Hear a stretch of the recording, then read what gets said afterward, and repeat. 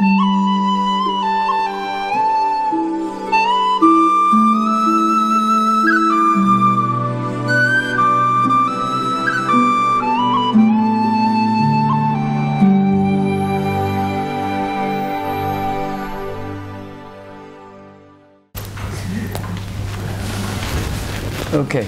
so it's a last 2-hour lecture for this workshop.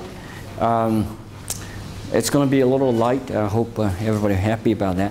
So I've been talking about everything based on Minimax principle, and then with the Minimax principle, well, before that you define some kind of called Rayleigh quotient, or then a Rayleigh quotient function as a matrix. Then you minimization principle, and you start with a single vector, steep descent, then block, and introduce preconditioner, and then conjugate gradient we talked about yesterday. And we did see a dramatic difference between conjugate gradient and steep descent. Even though the convergence theory for conjugate gradient is not that mature, it's a lot of questions. In actual computation, people do see a dramatic difference. Right. So today we're going to talk a little bit of one of the more generalized. This doesn't take much long.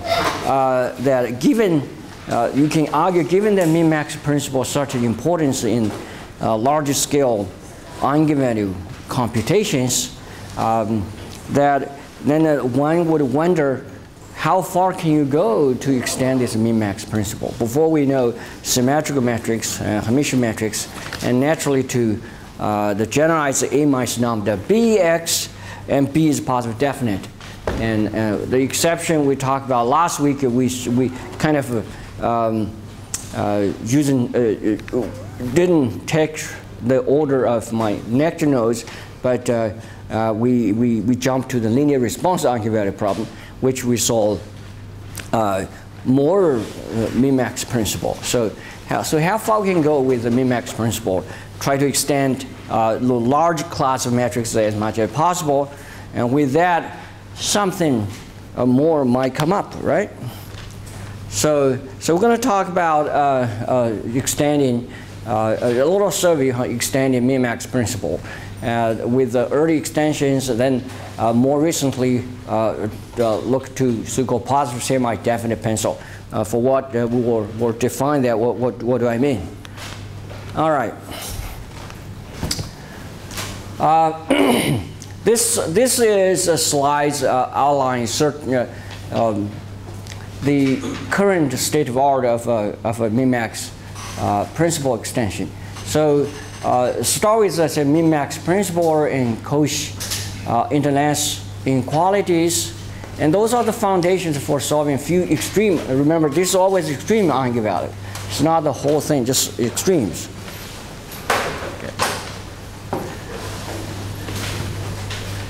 I should have waited 5 more minutes.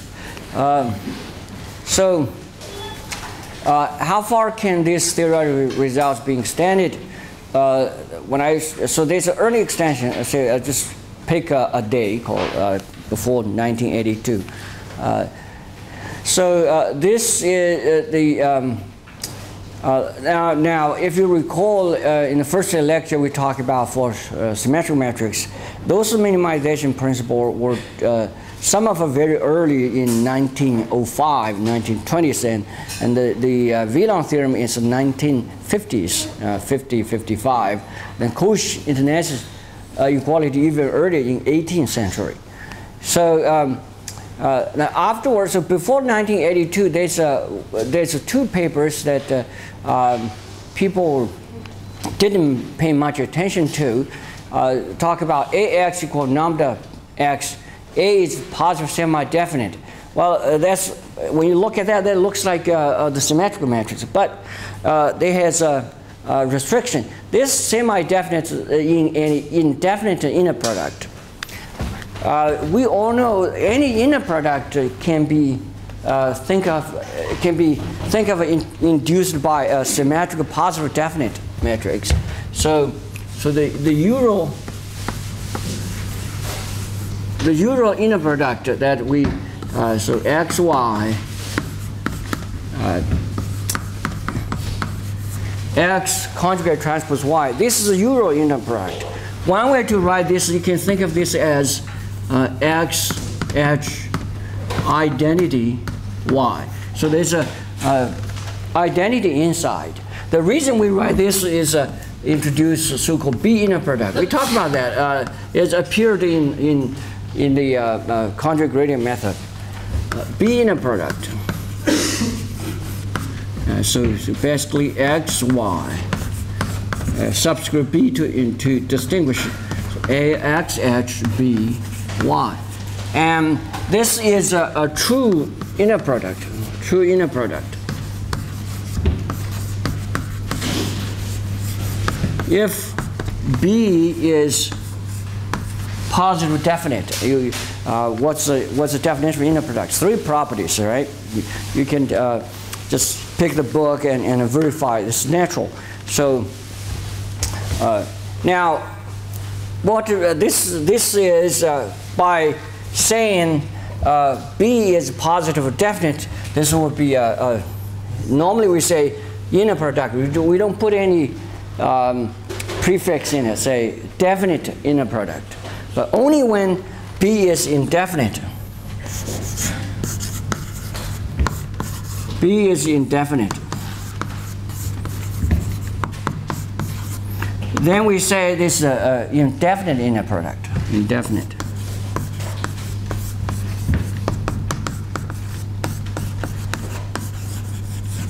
So you still define as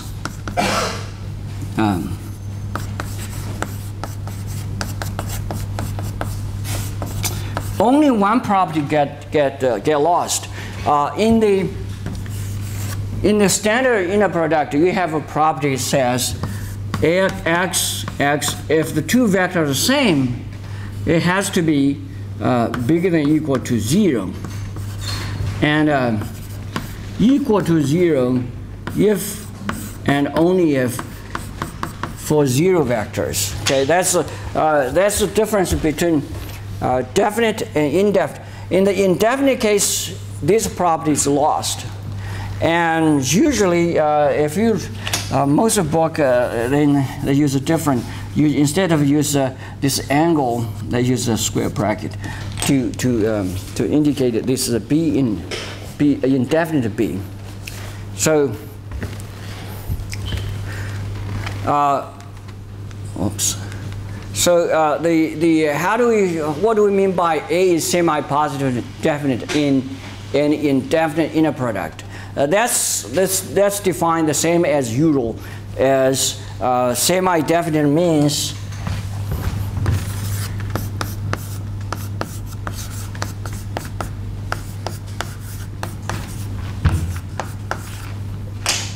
bigger than or equal to 0. Okay, that's the same as before. In the definite case, this would be the usually positive definite. Now, if we look at look at the following, so we have ax equal to lambda x. A is positive semi-definite in a B inner product. What does that mean? This means 2 things. A has to be Hermitian in terms of this inner product. So you will have ax x b equal to x ax so y for all x and y. So then second would be this property. Would be this. So A is semi-positive in B indefinite inner product. It means 2 things. A has to be Hermitian. This is how you define Hermitian in inner product, right? And then that has to be positive semi-definite, all right? So that means a couple of things.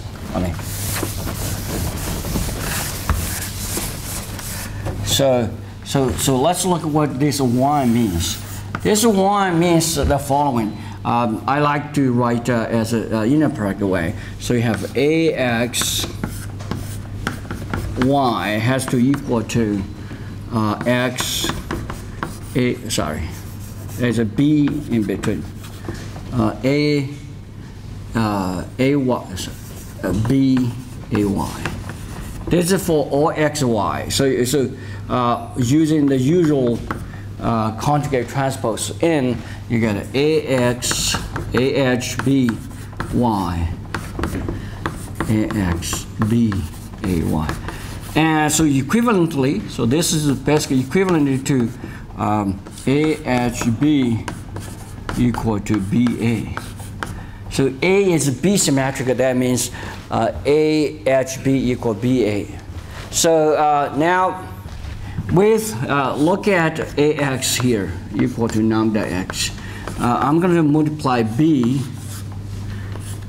That doesn't change the eigenvalue. Does not change the eigenvalue.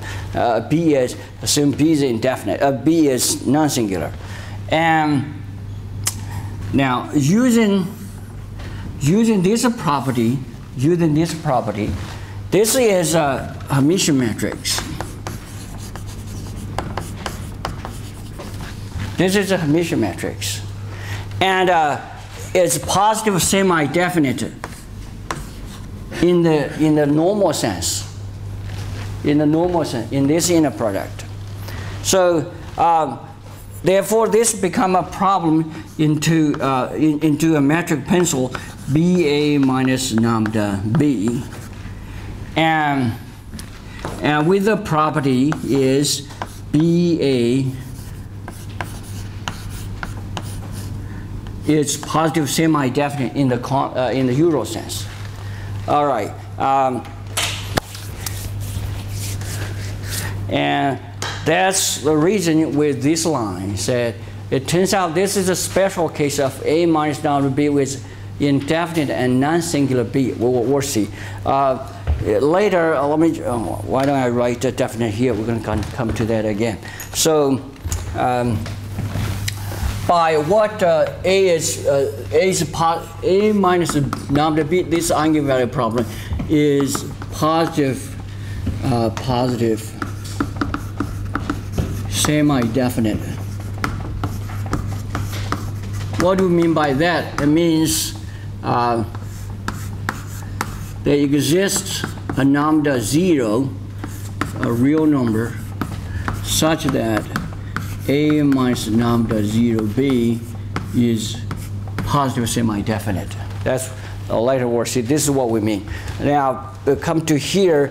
If BA is positive definite in the Euro sense, you pick a lambda equal to 0, and then get to that situation. So the early extension, even though this two authors, Phillips and Textaris, they did this generalization without realizing, of course, at that time people didn't do that more general, so-called semi-positive definite case. What I'm trying to say that this case will be a special case that we're going to talk next. So, okay. Another extension is for hyperbolic quadratic eigenvalue problem. This is as early as 1955. This is a nonlinear eigenvalue problem. You might be surprised that this is even more general nonlinear eigenvalue problem. What does that mean? That you have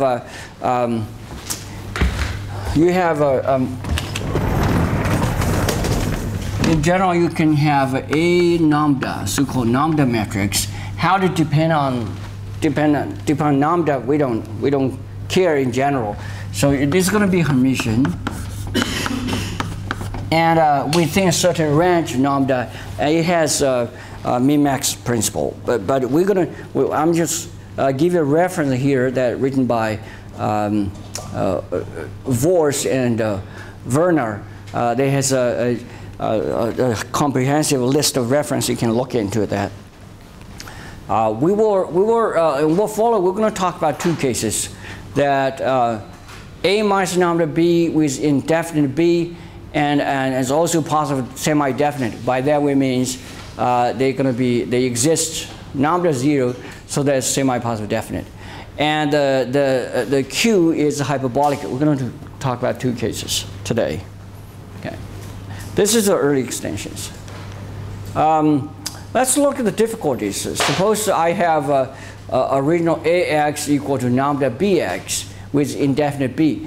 Now, we talked about a lot of when the case B is definite. B is definite, you convert to the Euro case, right?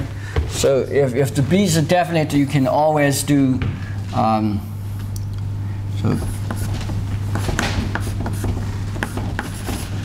so if a B is definite, you can always do the following.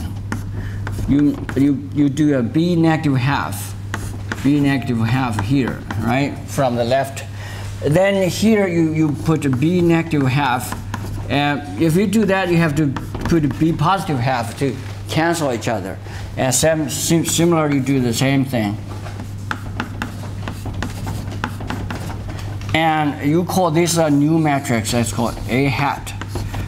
You call that X hat. And this is identity. And that's X hat. So you basically can, in theory, at least theory, numerically you don't do that, of course, because a large spot square root is not trivial. At least in theory, B definite, you become the Hermitian case, so everything. That's what we've been using so far. Now, B is indefinite, it has all kinds of difficulties.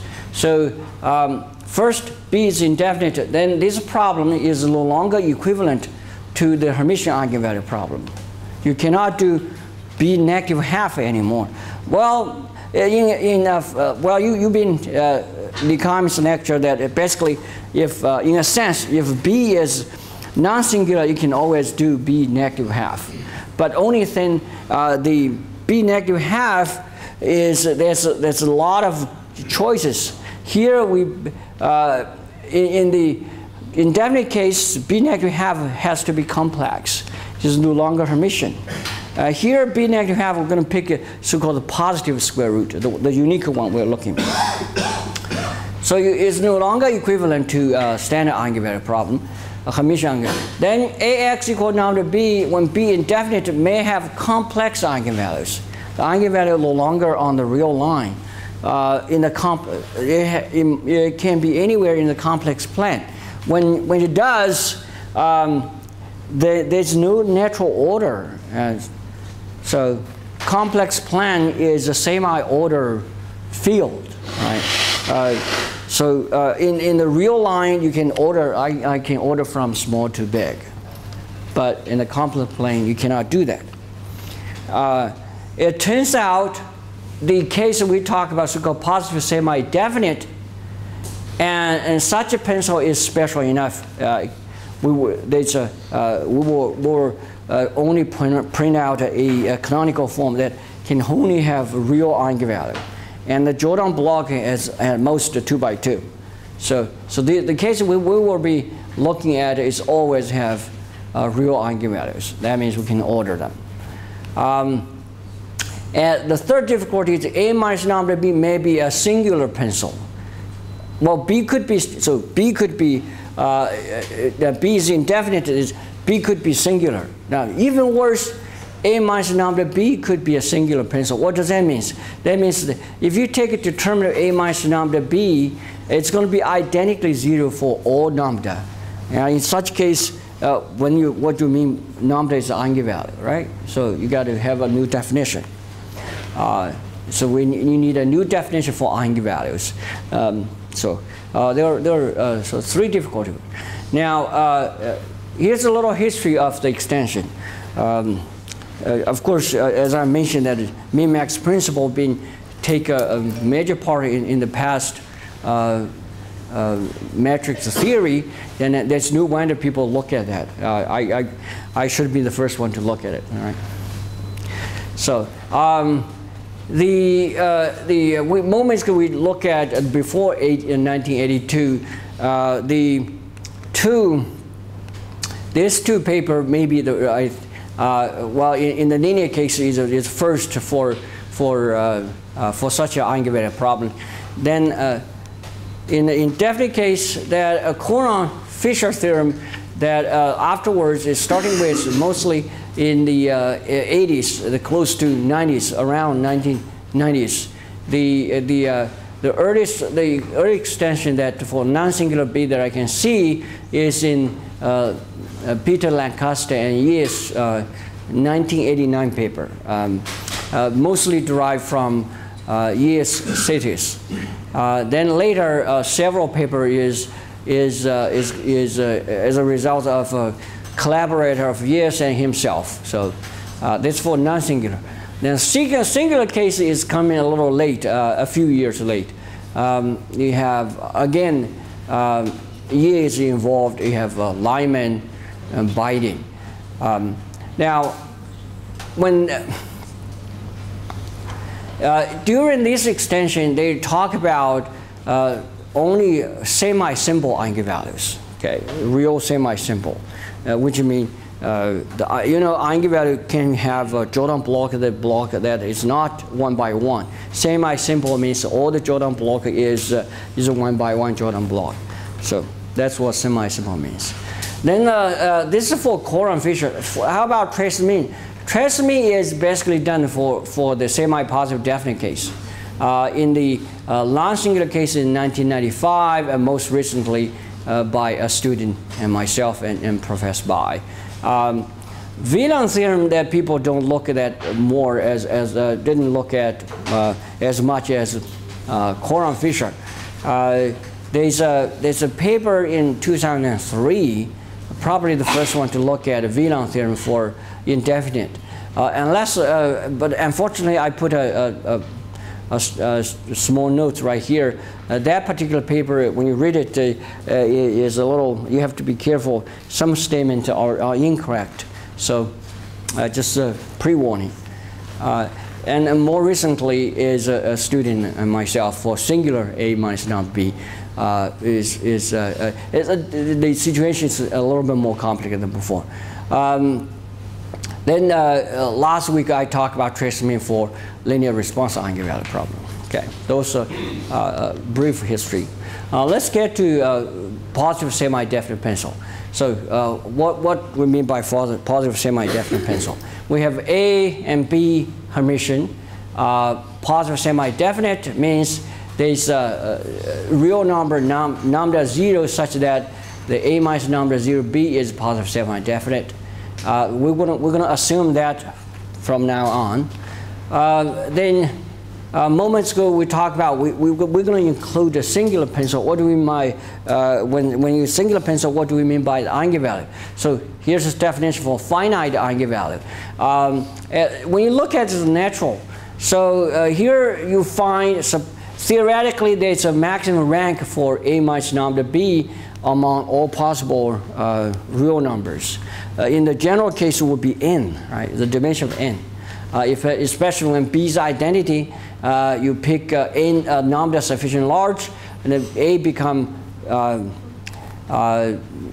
ignorable. So compared to identity times lambda. So usually this rank is n. But in the singular pencil case, when the determinant of A minus lambda B is identically 0,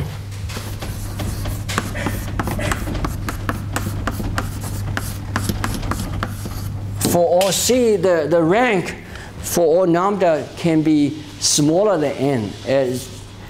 If you look at the canonical form of a pencil in the book by Genmacher, then you will see that there's a certain pencil is going to be identical to 0. So there's a maximum rank.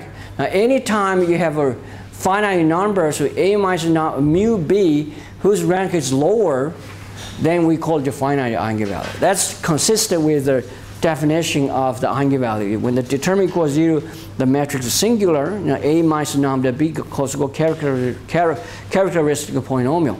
the eigenvalue vanish the characteristic polynomial, which means reduce the rank of the a minus lambda I, and so therefore mu is the eigenvalue. So this is consistent with that. Anytime you reduce the rank. The eigenvector is a Euro sense, ax equal to mu bx. Only thing that you don't want x in the null space of both a and b, right? So the reason is if ax equals 0, bx equals 0, any mu you put there are going to be satisfy the equation. So so you're going to remove the freedom x out of the null space of A and null space of B. Then look at the B's inertia. Remember, B could be singular. B's inertia from linear algebra has 3 numbers. Here we're using it in plus 0 minus n plus n0 n minus. The inertia has what does that mean? N plus positive eigenvalue, n0 0 eigenvalue, and minus negative eigenvalues. And with the inertia, you know, the rank is simply, because B's Hermitian, the rank is basically the n plus plus a minus. Okay, you take the dimension of the 0 eigenvalue, the eigenspace of 0 eigenvalue out. So that's a rank. If B's rank is, then one can prove the a minus number B has this many finite eigenvalues. They are all real, and they are all real. So we can order them from small to largest. Then you artificially, based on the inertia, you can number the largest n plus 1, because you're going to have n plus plus n minus anyway. So we're going to separate them in 2 groups. We call the first, the largest group called plus type, the smallest part called minus group, and each how many in the plus type is n plus, how many in the negative type is n minus. One can prove this number 0 happen to be in between, separate both group. And so for semi-definite, it's a very nice theory in that case. In fact, you can have this so-called canonical form for semi-positive definite cases. So if A and minus lambda B is semi-definite, you can use in congruence transformation. Why we use congruence? Because A is a symmetric. Hermitian, you always want to use preserve the Hermitianness of each matrix. So you can do congruence transformation, and then become the A transform to almost diagonal, but it's diagonal block, and B also diagonal block. Based on the B's inertia, it will have this many zeros blocks, because the inertia is n plus plus n and n minus. So you have n1 here, n0. So this R is the rank of B. Okay. Now, when I say almost diagonal block, you see this number 1, capital number 1 is diagonal. Okay, that's diagonal. And omega 1 is also diagonal. All right. With S1 plus minus 1. That's corresponding to the inertia. And the number 0 is diagonal block. The only thing is this number 0 each has several blocks. Then each block is either 1 by 1. If it's 1 by 1, the corresponding eigenvalue number 0. Okay. Or 2 by 2, see, no higher than 2. That's a very interesting thing. So then this lambda infinity will be corresponding to the infinity eigenvalue, because B is non-singular. So that's with the canonical form. Then you can tell the eigenvalue like what. Okay, this is. In fact, the theorem proved was based on the general theorem for the canonical form of a Hermitian pencil. Okay, so it's in the book by Goldberg, Lancaster, Rodman. You know that, okay. So the book called Indefinite Inner Products. It's the book. All right. And this theorem, this canonical form, although we're not doing any proof in this in the rest few slides, but this form is very important in all the theorem that we proved in the paper. If you're going to look at the paper is the beginning of this year. All right. Now come to a Coulomb-Fisher Minimax principle. It's very similar. When you look at that and look at the before, you look at the differences. You don't look at one thing. Anytime you look at things, you should look at what's different, right? If the same, it's new, not much interesting. So the difference is the new constraint, which I printed the red x conjugate transpose bx is positive or negative. It depends on the type of eigenvalue. All right.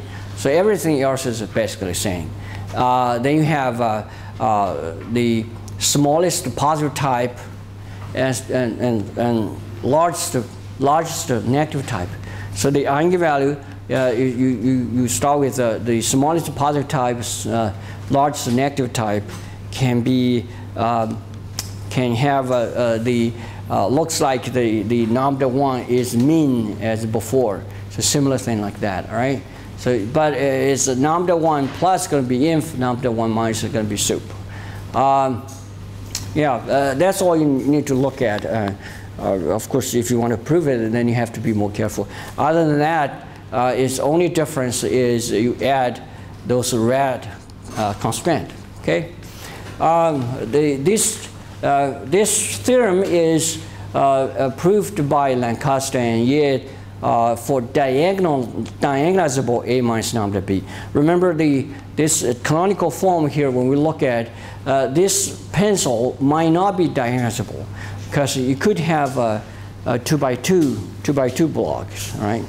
So they prove it for diagonalizable pencil, which means you don't have 2 by 2. In that sense, their theorem was less general, but in other direction they are more general. They are looking not necessarily positive semi-definite, so they have other cases. This is for non-singular B and diagonalizable, and later also diagonalizable, but for regular A minus lambda B. And the singular case is never come into the picture until last year. Singular case, what we did basically using this canonical form. All right, trace mean. Trace mean that used for before was try to find several eigenvalues simultaneously. Here you can come into the picture as well. Excuse me. So before trace mean, we were looking at the first many smallest eigenvalues. Now here trace mean going to be involving the smallest positive type and the largest negative type. So if you look at here, the trace mean involving eigenvalue around the middle. So this part of eigenvalue, okay? So here says, so you're going to, because B inertia is, B is indefinite, so you introduce two integers, k plus, k minus. Then you define a almost identical identity matrix, but you have to part of positive, part of negative, because of B is indefinite. So now you trace the inf of a trace. You have x plus that corresponding basically to the positive inertia and that to negative inertia put in together. This matrix capital X here going to be satisfied either x h bx equals jk. Before was x h bx is identity. Here's have to be jk. You have to look at both sides. Or you have the positive type is is ik plus all your negative. Then the mean is turns out to be the difference, which is the difference of a plus type sum and the difference of the negative type sum. Yeah. Okay. So when you look at it, it's natural, but before, if you don't know it, it's not that natural. How did it come up in this form, right? The proof is take a few pages. Okay. It turns out that there's a converse. It's interesting. This is people didn't notice it before. So if you look at this trace, if this trace is finite, then the pencil has to be positive semi-definite. So there's a converse.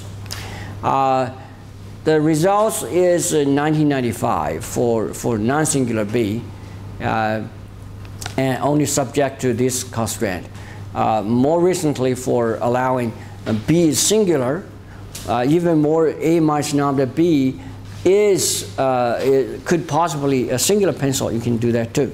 Now, the only thing that compared to the Hermitian case, in the Hermitian case you have a trace mean and trace max, right? Here you don't have trace max anymore. You only have trace mean. Okay. Then you're going to have a Cauchy interlacing inequality too. The idea is the same. That they have a pencil. This is recalled the positive semi-definite. The eigenvalue all real. You can order them, and you introduce two integer k plus k minus. Then you have x transpose bx is whose inertia is k plus 0 k minus. Okay, you have to know the inertia. Then when you know the inertia for x h bx, this project pencil is also positive semi-definite, but it has plus type eigenvalue. It has k plus, and it has a minus type eigenvalue. It has k minus of them. So then it turns out the plus type eigenvalue satisfy the Cauchy interlacing inequality, and the minus type has similar inequality. All right. The only thing you have to be careful is now the index can out of bound based on the plus and minus. So here's I plus A minus K. That's K, not K plus. K is a K plus plus K minus. So this number can be out of bound K plus. So this I plus K minus K can be bigger than K A minus. When they happen, you just make a trivial inequality by say that's infinity. All right. Okay. And so those inequality can be like for the general case, the Hermitian case, can potentially lead to optimization approaches. Okay, based on steep descent. CG, and it compute the first few plus minus. So you actually compute the eigenvalue around here. This is also interesting as people who are working in the eigenvalue computation, that you can. It's always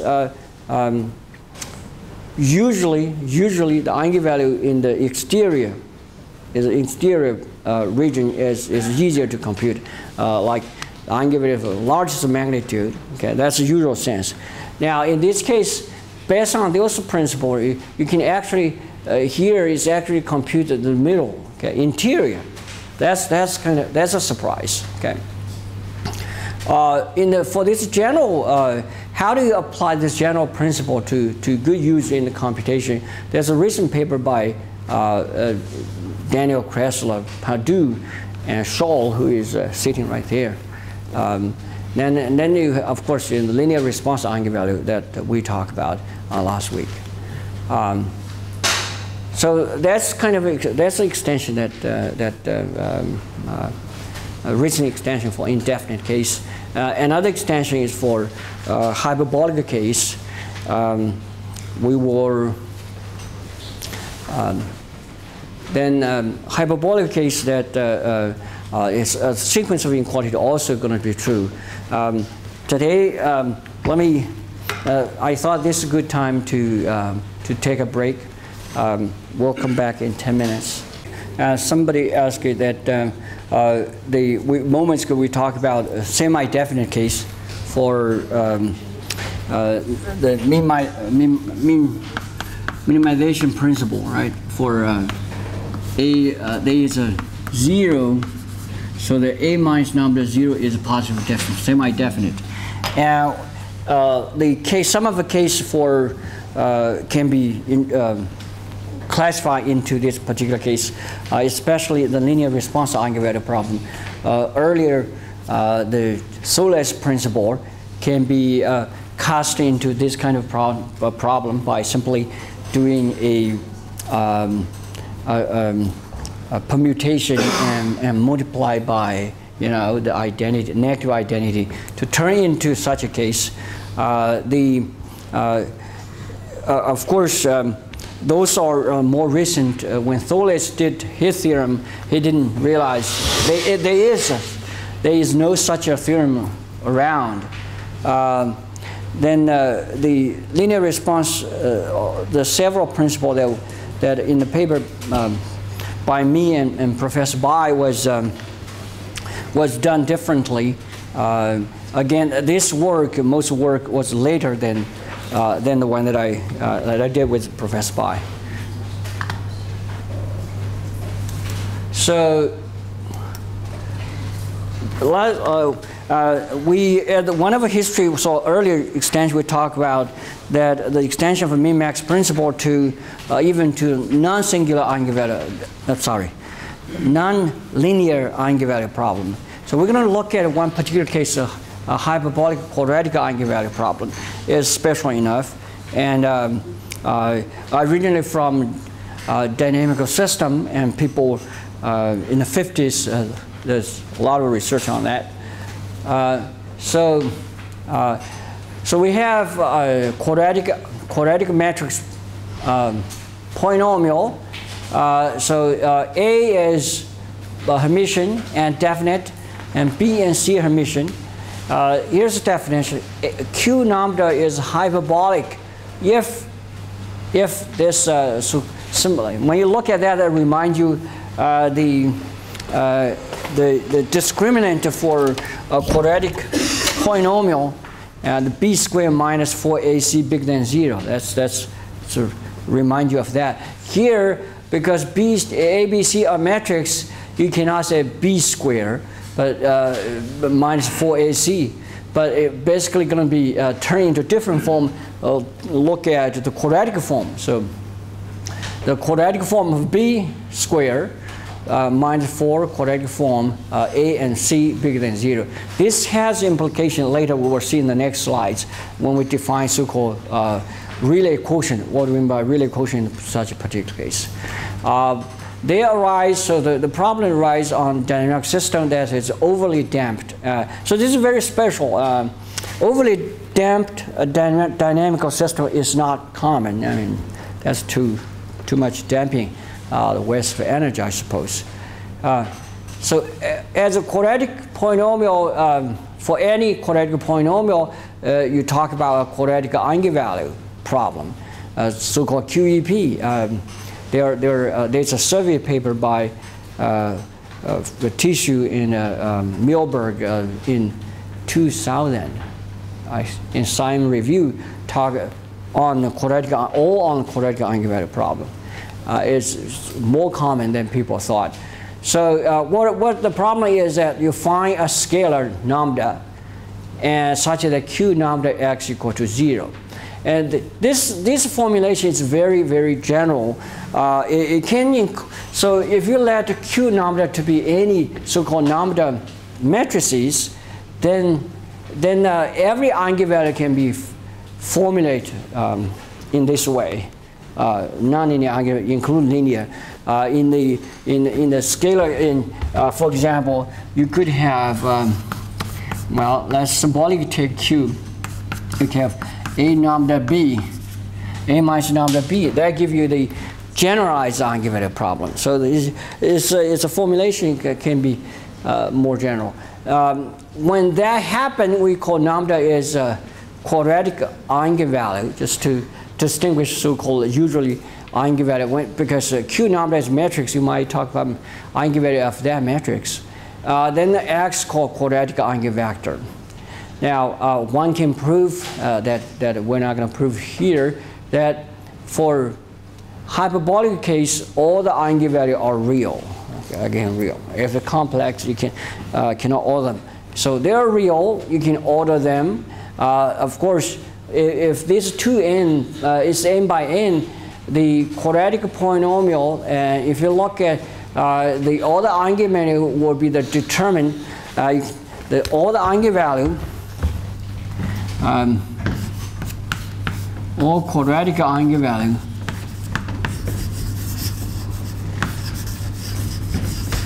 has to satisfy here now is a determinant of Q lambda equal to 0. That's going to be a corresponding characteristic polynomial. And this is a polynomial of degree 2n. Therefore, it has, by the fundamental theorem of algebra, you're going to have 2n eigenvalue. And when they're real, you can order them. So there are 2n here. So again, we're going to separate them into two parts, plus type, negative type. Well, arbitrarily, you know. All right.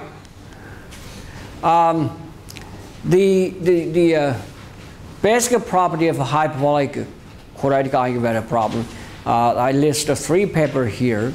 They were, you know, you can find a lot regarding hyperbolic. And the last one is a book which is talk about even more for so-called quadratic hyperbolic polynomial. So not necessarily quadratic. Hyperbolic spectrum. There's a chapter, I think, hyperbolic matrix polynomial. Now, you may be wondering, how do you define? You can think of for a minute. We define hyperbolic matrix quadratic polynomial by this condition. What this condition imply? It imply that if you look at a quadratic polynomial, right? A lambda squared plus b lambda plus c equal to 0. This becomes a scalar equation. All right. So basically, a quadratic polynomial here, you apply x in the right and x transpose on the left. This becomes a scalar equation. Now, with this condition, what does it mean? This means this scalar equation will have 2 distinct real root, right? Real root. And if you use your imagination, this is defined the hyperbolic quadratic polynomial. Based on this, think about it for a minute. And what is the natural definition, so-called hyperbolic matrix polynomial?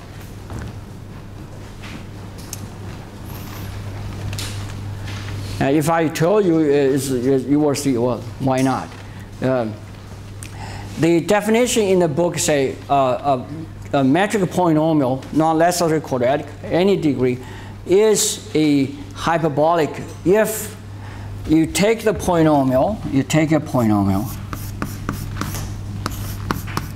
you do the project. This is basically the quadratic form.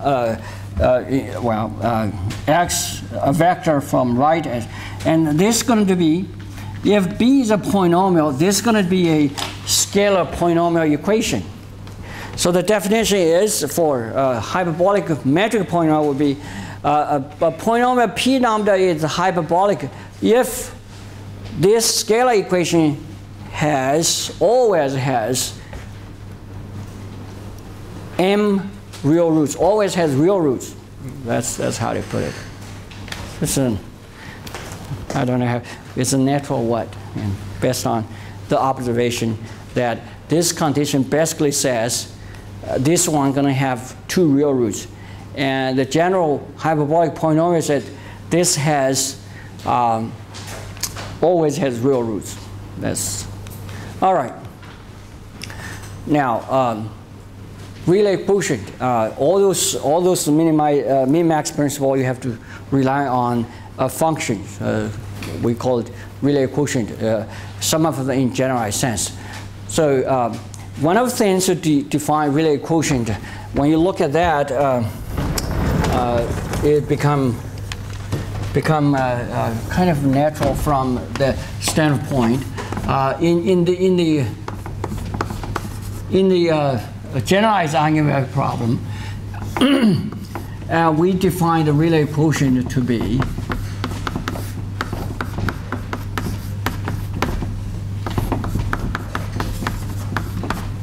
now for how do this is defined? Now, one way to look at that is you by setting x transpose the polynomial, which is linear here, and x n equal to 0, you solve for lambda. And that lambda give you expression. That expression is defined Rayleigh quotient. So that's exactly what here. So come to this point. This is true for general. People have been using that for any general non-linear matrix polynomial, non-linear lambda matrices. So here, so we're going to do the same. You do x transpose on the left, x on right, become a quadratic equation. This quadratic equation is going to have 2 distinct real roots because of the assumption. And so there are 2, rho plus minus, and we call them Rayleigh quotient. Okay. So this follow the procedure you would have for a linear case. So this 2 is a Rayleigh quotient. You have 2 Rayleigh quotient, plus minus. It can be proved. One can prove the plus one. For plus one, it's a larger root. Minus is the smaller root. The plus one is is inside the positive type. The minus one in the negative type. Let's look at this again. So the eigenvalue has plus and minus. So lambda 1 plus lambda n plus lambda 1 minus lambda n minus. And it turns out the negative type Rayleigh quotient is right here, and plus type is on the plus type. Okay. The Coulomb-Fisher type theorem now is very much looks like the semi-positive definite case. It especially has more. So you have a plus type, minus type. Then you have a minimax on plus type, give you plus type eigenvalue. Your minimax on negative type, give you negative type eigenvalue. The minimax constraint is basically the same. For example, look at here. This is all dimension for I, subset dimension I, then x in the space. Remember, this x. These are all talking about in the dimension of space of dimension n, subspace of dimension n. Now, one way you might, another way to look at it, people you can, how do we deal with the quadratic eigenvalue or polynomial in general polynomial eigenvalue? You do the linearization, right? You do linearization, where in quadratic case will get to the dimension for 2n, and turns out you can do that, and using the previous result we talked about the positive semi-definite case. But if you do that, it will get something different. This is in a sense that's it's better in a sense that you still stay in the smaller space. Okay, You go to the large space only when you have to.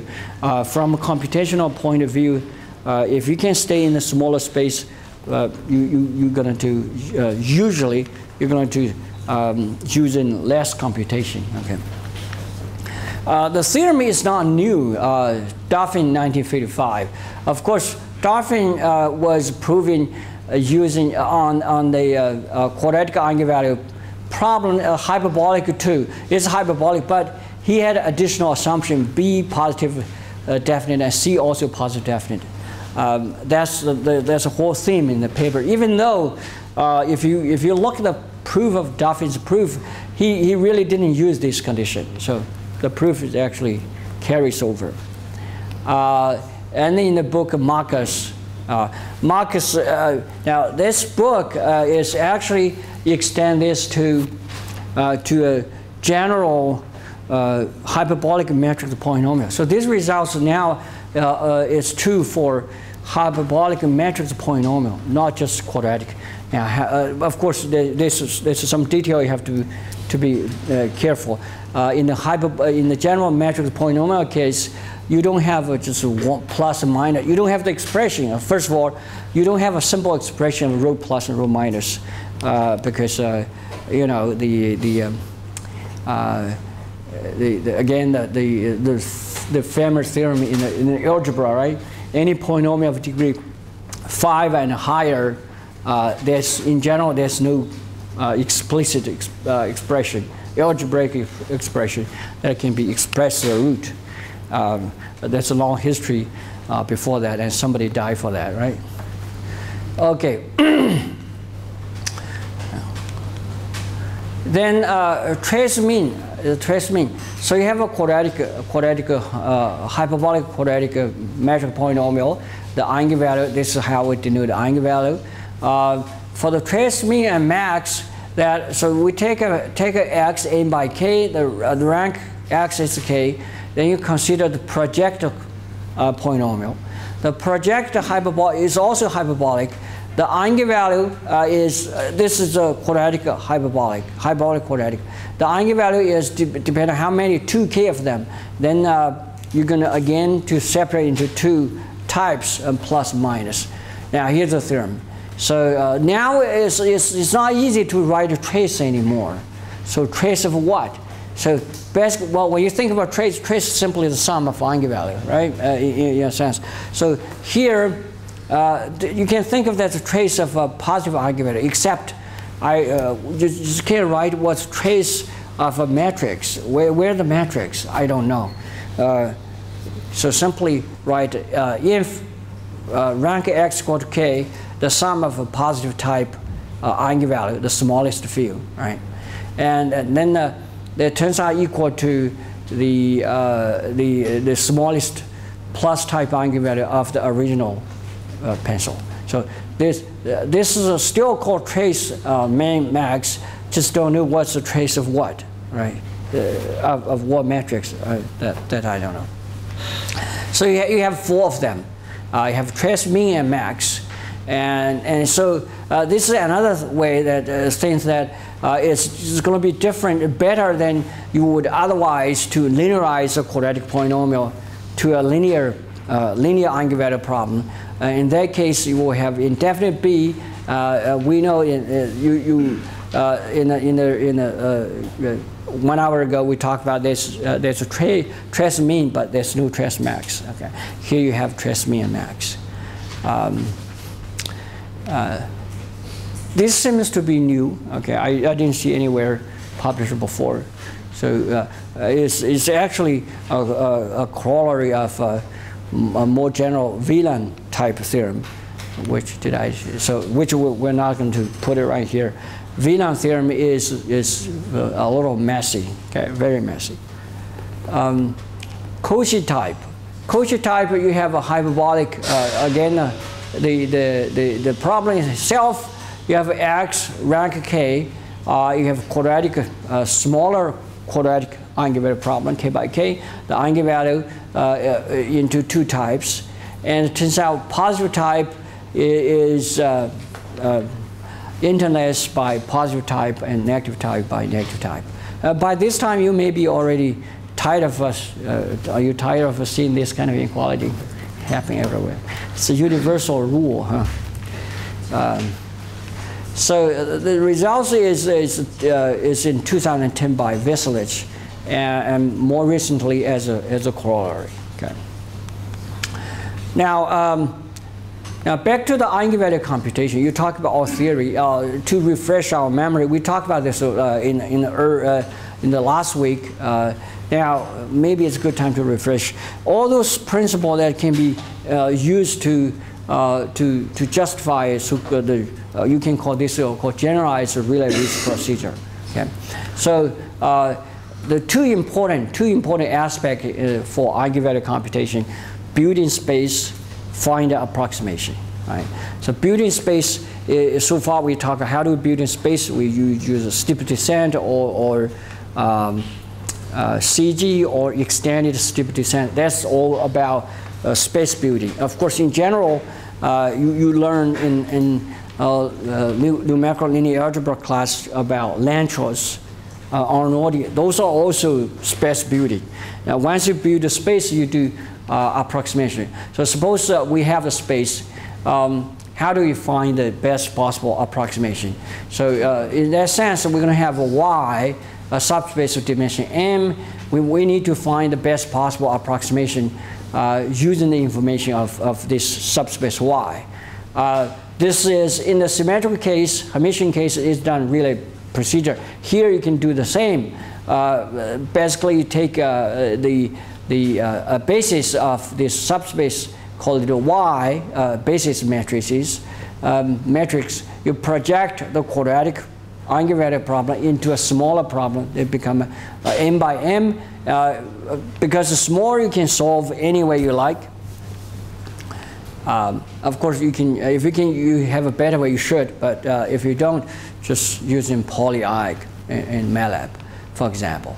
And then you take those mu as approximate eigenvalue, quadratic eigenvalue, and y, the basic metric times the eigenvector, quadratic eigenvector of the projected problem, they give you the approximate quadratic eigenvectors.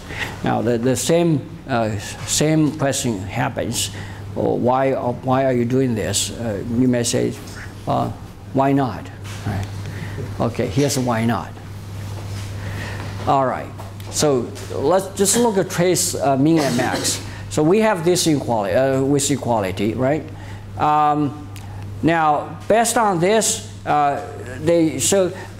this projected problem eigenvalue is always bigger and it will always above. So you wanted to push it down as much as possible. Now, one way to push it down to try to minimize this sum. Of course, if the sum is within the whole space, without restriction, it will give you the exactly what you want. But here, you do have a restriction because you don't have the whole space. You only have a subspace of Y. You just build it. So you want to minimize subject to those X whose column space in the space that you just built. Okay, that's reasonable.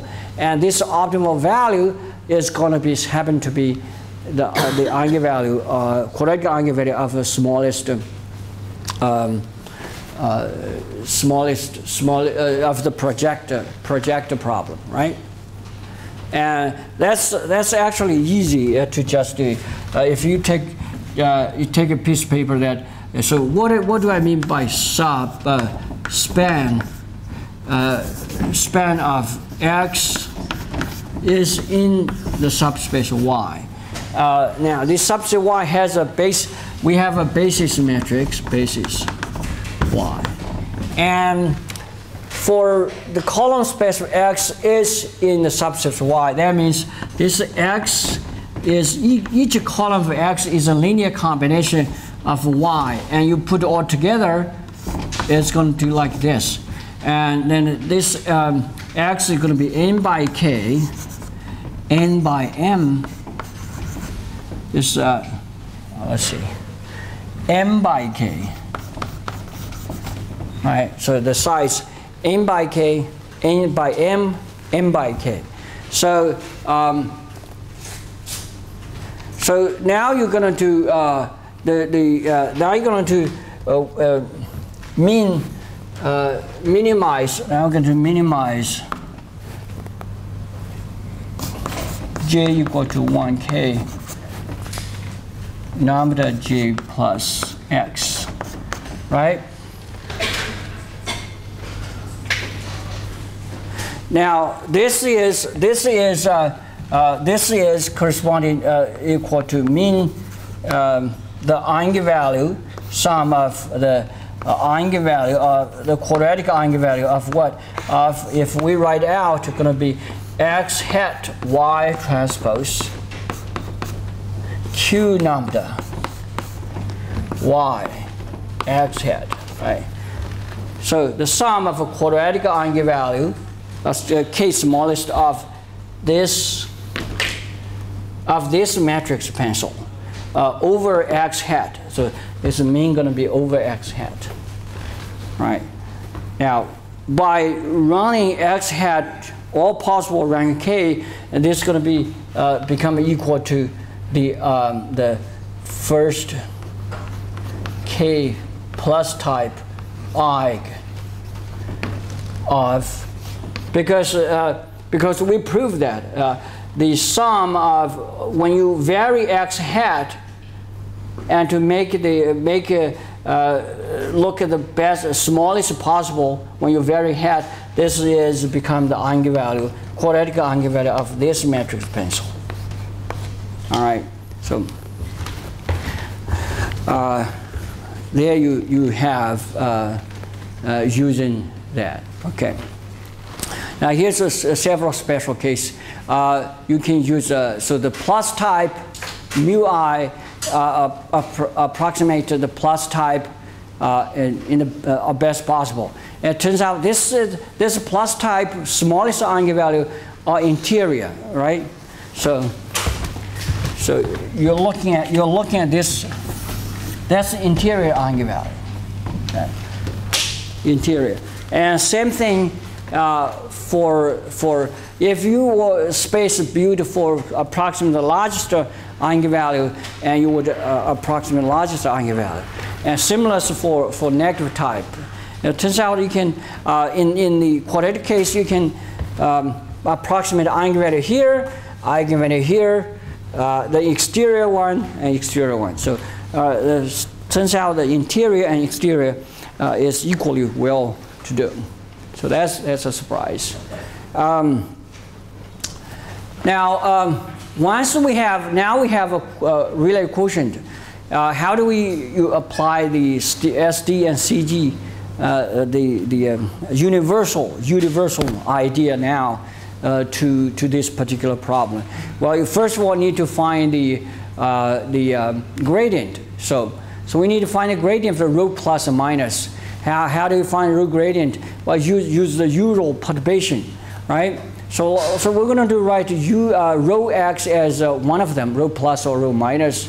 And let's say perturb x to x plus p. P is a vector in a certain direction. And we need to find the linear term after the perturbation. So rho x, and then rho x is going to be changed. So if x changes to x plus p, rho x is going to be changed to rho of x plus p. That can be expanded into rho x plus a linear term, which is called eta. So we need to find the linear term. The linear term will tell you the gradient, right? That's a standard calculus. So we're going to put rho x plus eta in. Okay. So this is supposed to rho x plus p now, but rho x plus p is going to be approximated by rho x plus eta up to linear term. We drop the quadratic term and you plug in. All right. This is just how the Rayleigh quotient is defined by looking at this equation, right? Rayleigh quotient is defined by the root of this equation. So, okay, just simply plug in, and using the rho x satisfy this equation. That's how rho x is defined, and you just expand them, drop the higher order term, and use that equation. And that's you end up with this, and I'm a little faster. So the eta can be solved into this, solve eta like that. Now you look at the denominator is not a problem. And the numerator is ph times a vector. This is vector. And this the same as the vector hp. So this is what happens when you have a real value function in the complex variable, right? So x can be complex. The row itself is a real valued. Anytime you have a real valued function whose variable is complex, when you do the linear expansion, it's always going to have things like that. Well, in what do I mean things like that? It's going to be ph times a vector r plus r hp. So you have to have a number and its conjugate so that the it together become real. Then one of the homework has asked you that there's any difference, and that's the difference. So if the real value, you cannot just have one that can be complex. It will have the other way. And then you look at by the one way to define gradient, that when is this linear term going to be the maximum? So how do you make the linear term as big as possible or as smaller as possible in the negative direction? That's when the direction is going to be parallel to that, right? By Cauchy-Schwarz inequality. So the gradient become you have two terms right here. It can become twice as that much over the denominator copy. Okay. Now the thing we need to notice is again, this is the universal phenomena in the eigenvalue computation. This gradient is parallel to the numerator. This numerator is, when you look carefully, this numerator is basically the residual. Numerator is the residual. So again, it happens. Before in the linear response case, the gradients are residual.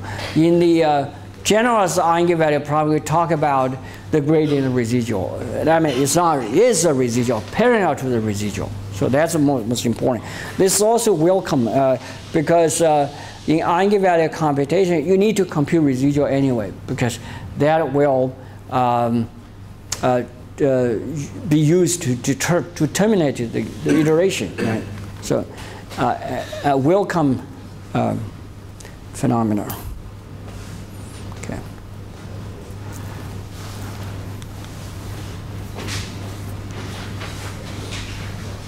All right. Once you have a gradient, you can look at SD. Well, here we have SD and AD as well.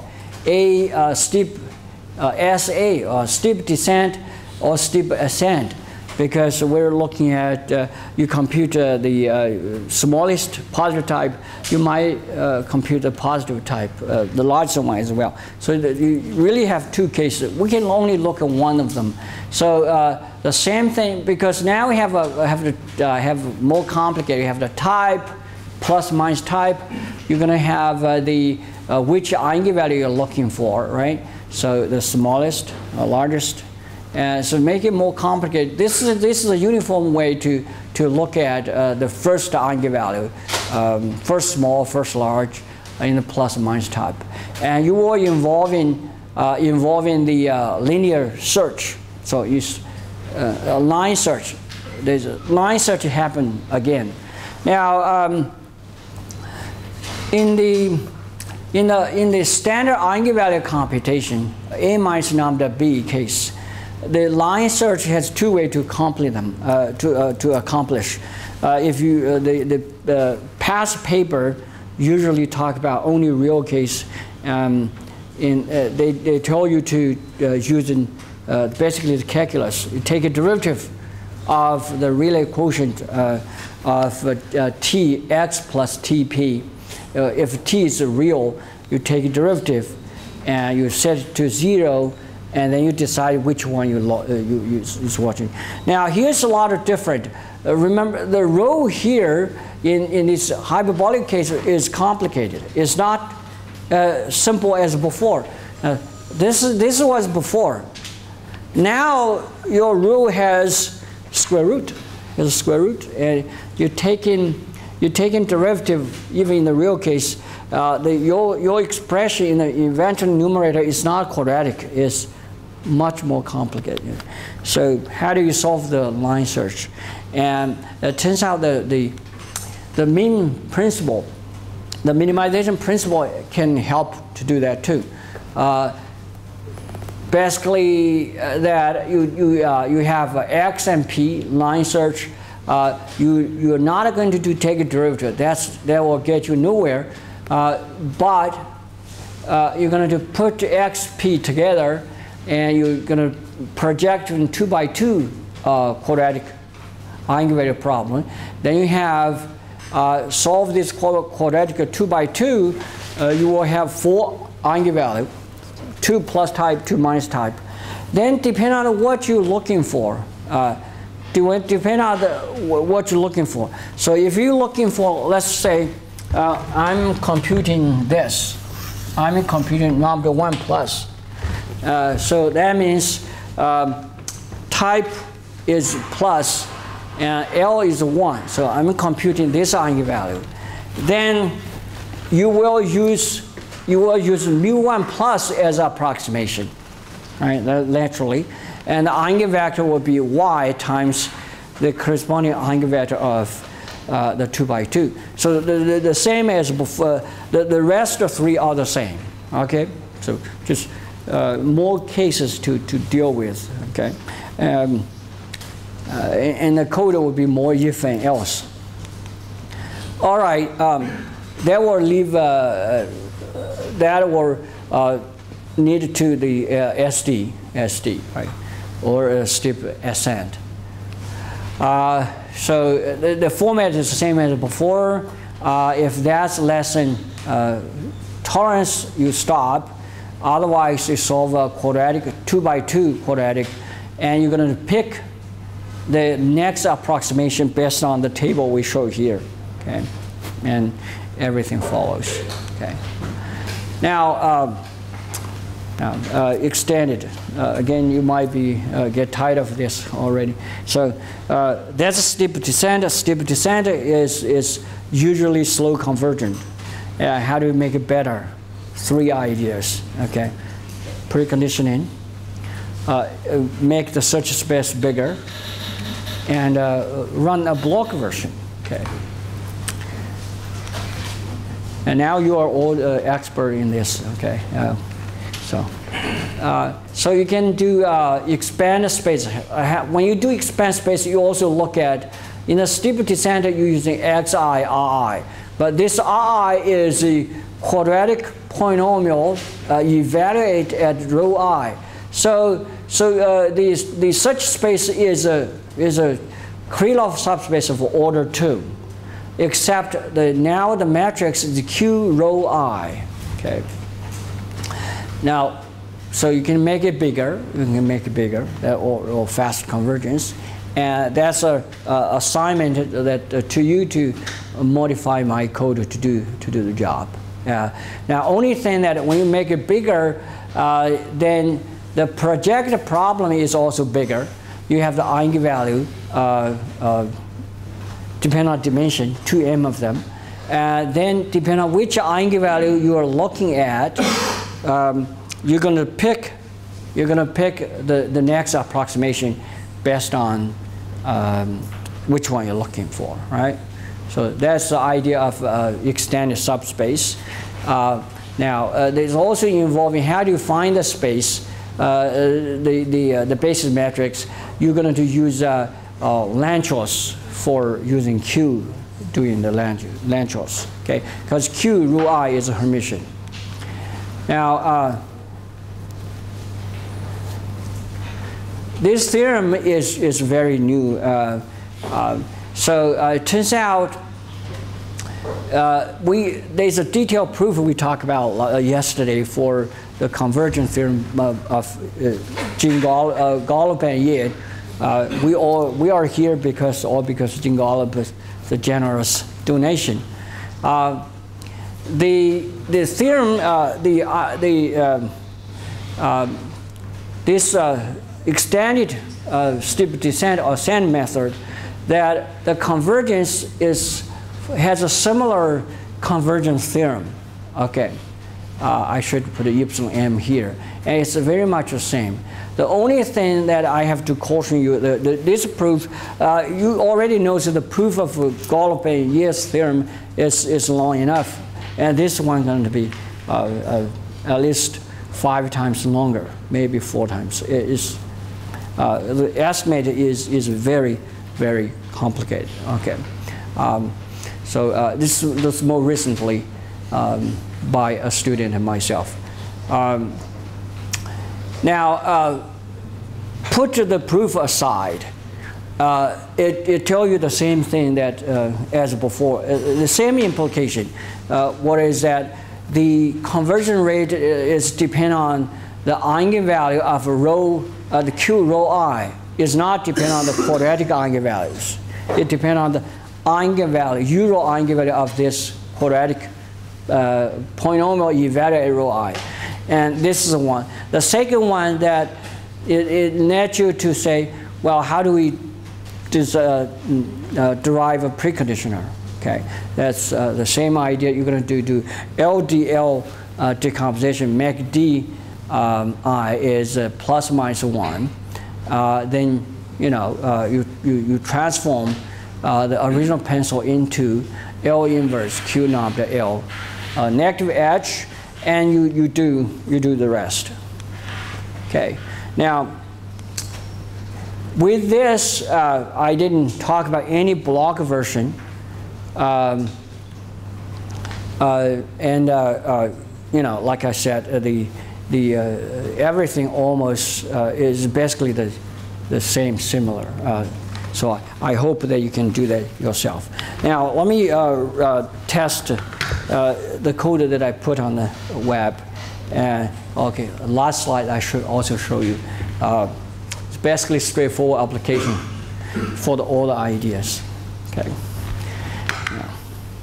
So the idea is not that many. Now you know steep descent, CG. Then how to make it go faster would be preconditioning, bigger space, block version. Okay. Now, let me do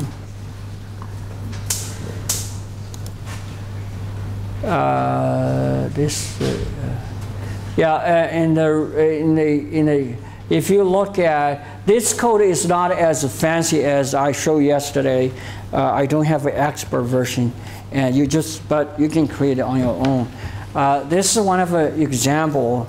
Let's look at here, if I can see it. It's a simple example of tridiagonal. If I can find here, this is a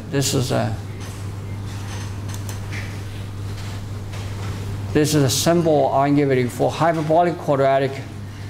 Which eigenvalue? This just select one eigenvalue, but where is the here? So the symbol matrix is A is the identity, B is a tridiagonal. The diagonal entry is 30. Off diagonal is -10, and then B is multiplied by a scalar C, which was setting 1.1 here. C is also diagonal. This problem, if you test them in several cases, this problem turns out, even though a simple problem can be very difficult, except 2 cases, because the eigenvalues are too close. Let me run this. So there are 4 cases. 1, 2, 3, 4. Did I have do I have a preconditional? Let's see. So it does have preconditional program into it. So if you're going to run,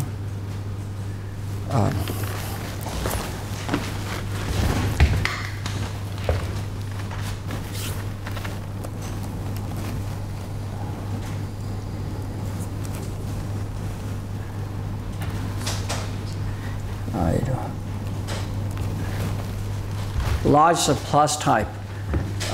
See, the picture doesn't look very good. That's because the largest eigenvalue is almost looks the same. Last meaning, you see the 6 digits are maybe more the same. There's only one case. Let me just keep running. Sorry.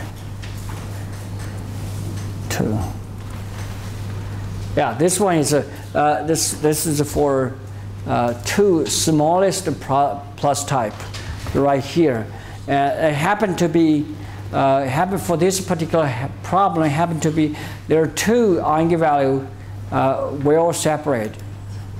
I mean, compare. So there are 2 here. It's quickly converged to 10 to the minus 16.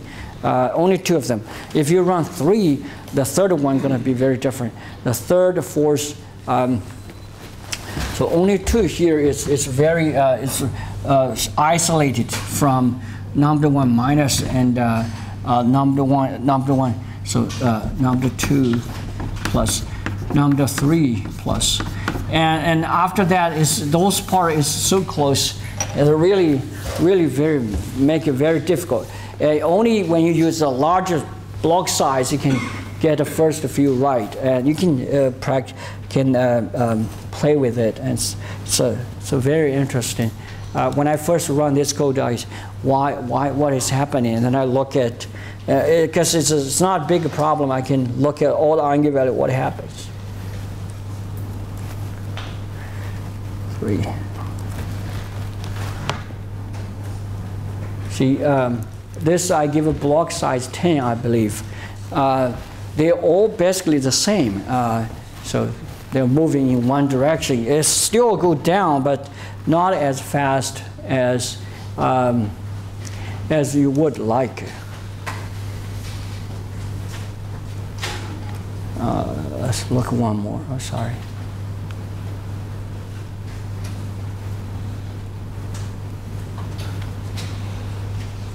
Smallest negative type. Yeah.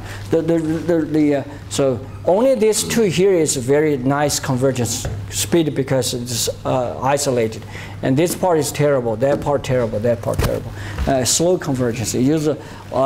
I one time try 20 block size, or you can even bigger, and then you do see smaller one get fast convergence. All right. I think I'll stop here. Thank you all for showing up.